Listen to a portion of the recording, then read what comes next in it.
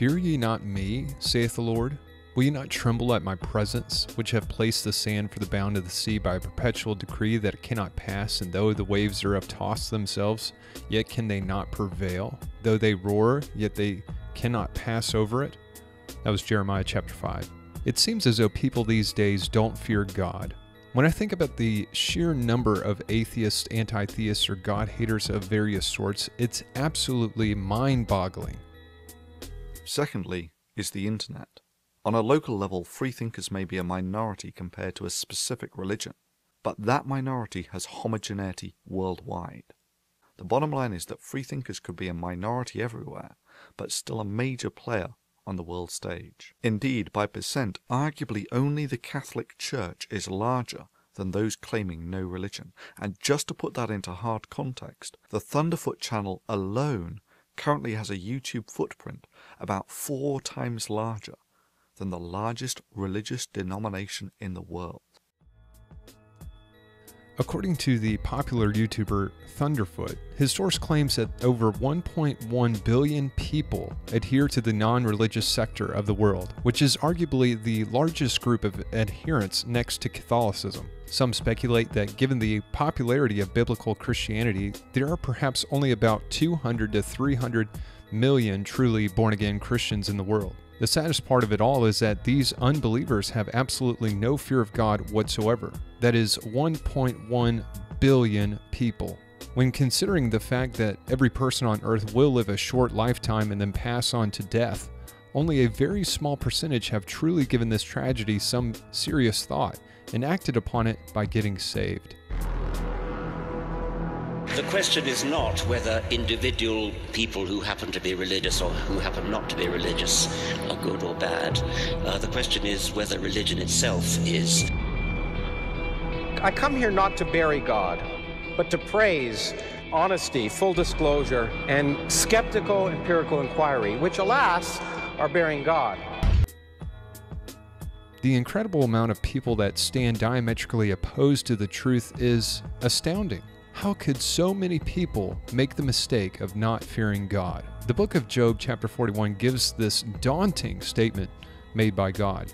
It says, "Canst thou draw Leviathan with an hook, or his tongue with a cord which thou lettest down? Canst thou put an hook into his nose, or bore his jaw through with a thorn? Will he make many supplications unto thee? Will he speak soft words unto thee? Will he make a covenant with thee? Wilt thou take him for a servant forever? Wilt thou play with him as with a bird, or wilt thou bind him for thy maidens? Shall the companions make a banquet of him? Shall they part him among the merchants? Canst thou fill his skin with barbed irons, or his head with fish spears? Lay thine hand upon him. Remember the battle, do no more. Behold, the hope of him is in vain. Shall not one be cast down even at the sight of him? None is so fierce that dare stir him up. Who then is able to stand before me? Who hath prevented me that I should repay him? Whatsoever is under the whole heaven is mine."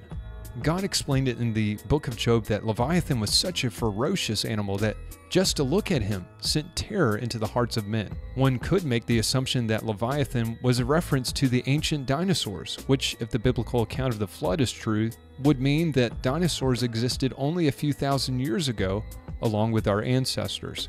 God went on to explain that if no one was able to stand before Leviathan without being afraid, how is it possible that man could shake his fist at God without being afraid? One of the thieves on the cross, despite only having a few hours left to live, cast the same sort of mockery into the teeth of Jesus Christ as did the hypocritical religious leaders that crucified him. The other thief which hung with him on the other side rebuked him, saying, "Dost not thou fear God, seeing thou art in the same condemnation?" The idea that any sort of man who is on his deathbed could possibly mock or curse God is absolutely baffling.